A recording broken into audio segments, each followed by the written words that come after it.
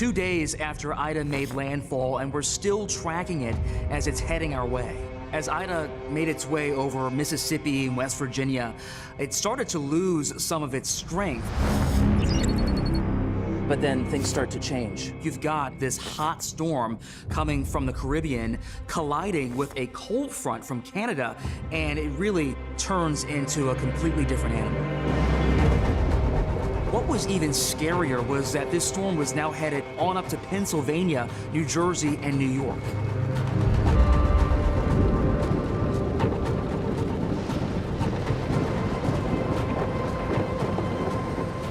Tornado watch remains in effect until 10 p.m. for southeastern Pennsylvania.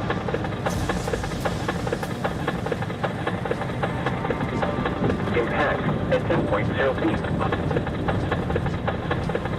Impact at 12.0 feet. A number of secondary roads are closed. Evacuation. Impact at 14.0. This has now created a storm that is much more powerful. What that's going to mean is torrential downpours, flooding, even tornadoes.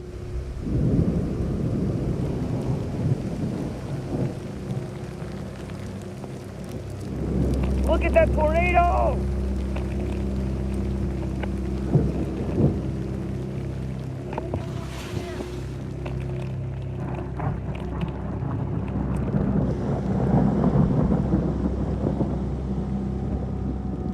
Where we are in South Jersey, there's no thought to, wow, there's going to be something really big coming through, because this is South Jersey. Nothing usually happens in South Jersey.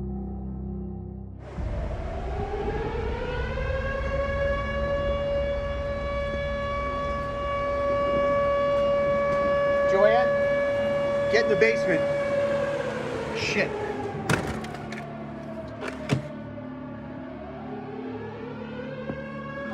Get in the basement.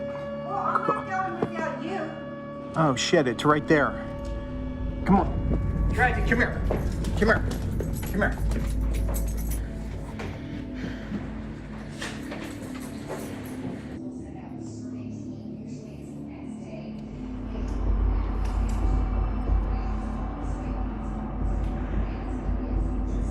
Sounds like a freight train. This is it.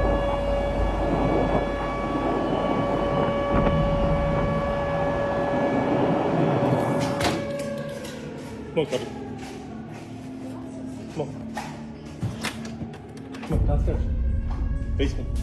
Basement. Let's go. Come on. Come on, Cubby.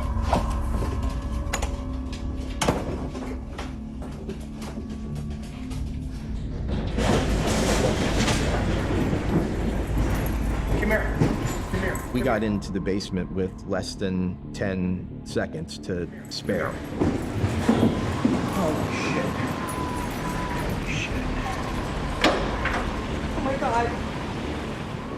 I didn't really grasp what was going on until we went down, and within seconds later, we heard the freight train come through. The most ominous sound you could ever imagine.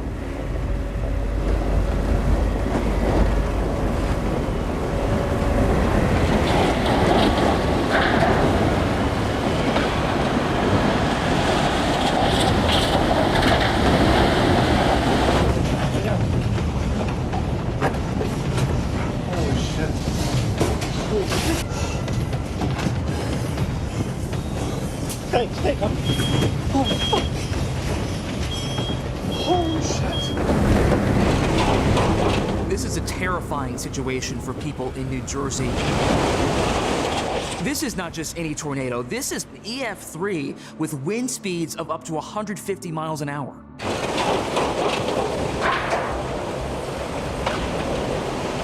When we were in the basement, we could hear the tornado hitting our house. It was just this sickening, crunching, ripping sound.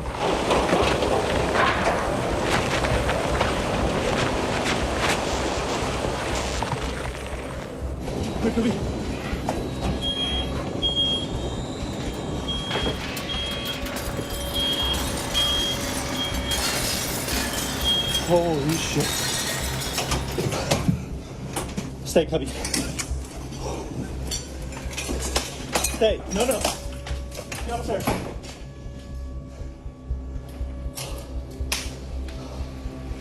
Holy shit.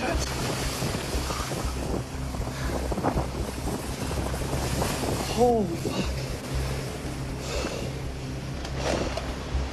Oh my God. And then there was complete silence.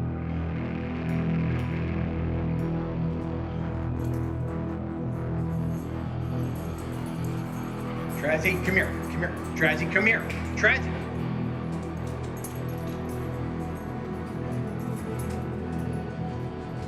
How are there fucking leaves? Oh my God. Tracy. Holy shit. I come up the steps and I look, and we looked up and all you saw was sky. And I just kind of sat on the foyer floor and I started to cry because I couldn't believe what my eyes were seeing. When you walked outside, it was like a war zone. There were just debris everywhere. You do realize that it was probably not very survivable.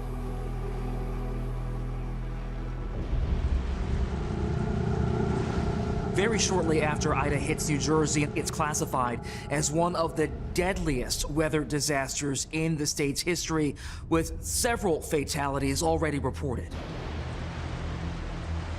In Cranford, just like some of the other towns around it, residents there are being taken by surprise by the rapid flash flooding.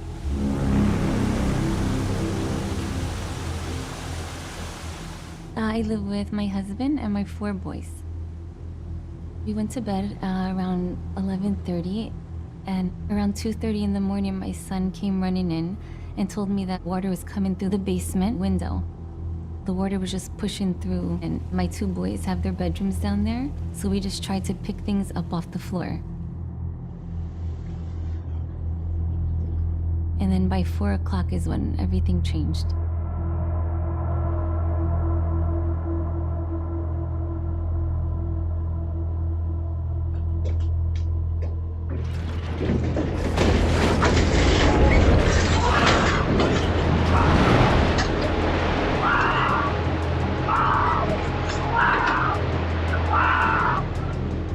We heard the wall and the foundation just break.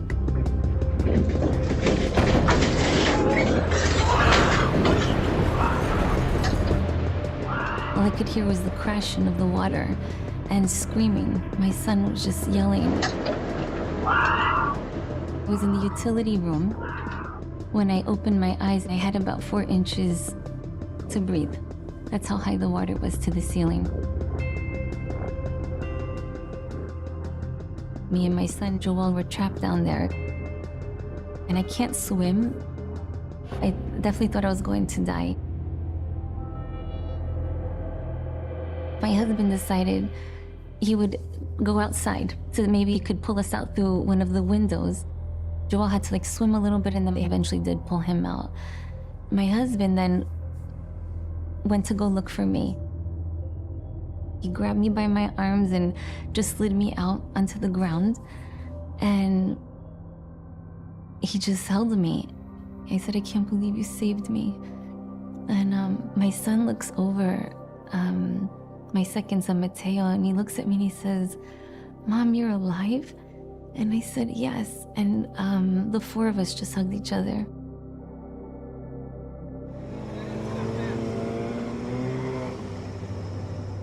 In that moment, the firemen pulled up in like a raft and took us away.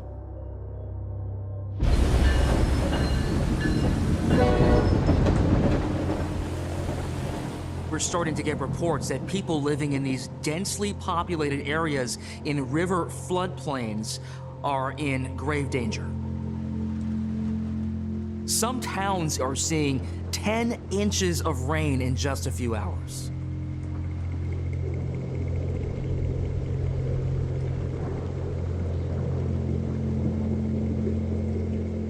was a retail pharmacist, and even with the storm approaching, it wasn't even on my mind because I was so focused on what I had to do at work.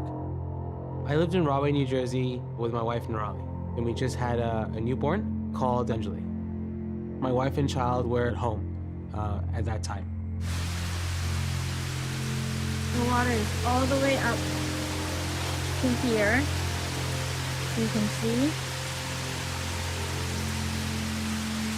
And all the way back there. I haven't even checked the backyard yet. My wife had called and said that the water was approaching our steps. My wife did send me a few videos, and then one of the videos she had sent was our basement. We don't know where the water is coming from here. But it's leaking everything up to there. See, that's water, water. I unplugged that. As the hours progressed, my sub pumps, I have 2 sub pumps and a French drain, and all the things to stop flooding coming into my home, those all started to break one by one. And it seems that the water is going in, but it has nowhere to go out of because our street is flooded. I think that's also leaking.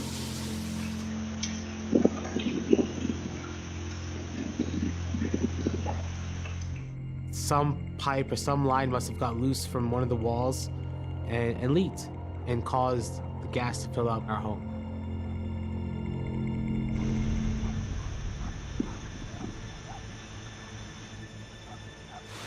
So the water starts here, and then you see how it just gets worse and worse. There was water coming out from the windows of the basement, and around that time is when I made the decision to leave because it was just too much.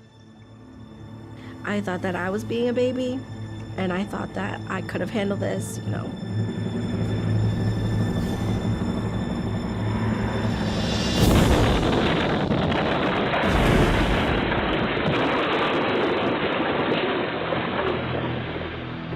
It was one of those moments where you wake up and you're like, wow, I'm so thankful.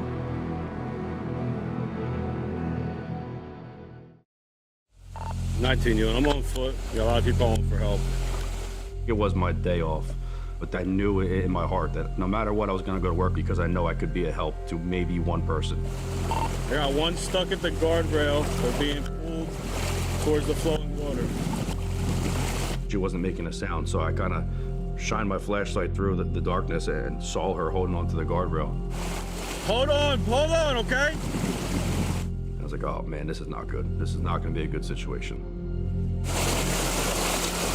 I'm trying to get over to her up the guardrail, but the water's moving way too fast.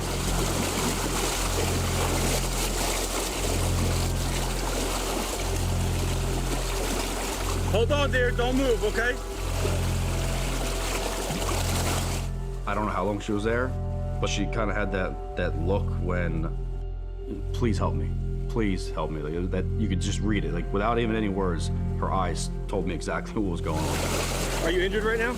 No. Okay, swing your leg up over this guardrail for me. Okay. There you go. Yeah. Okay, this is gonna be our brace. Okay. Okay, we're gonna hold on to this. Okay.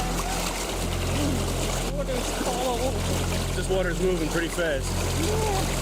Here's the thing, I don't know what's moving with this water, so I don't want to try and walk across, okay? Okay. God forbid there's a big log that comes loose. Time's not really on her side because as things are unfolding, it's only getting worse. If we don't help her, she could potentially die.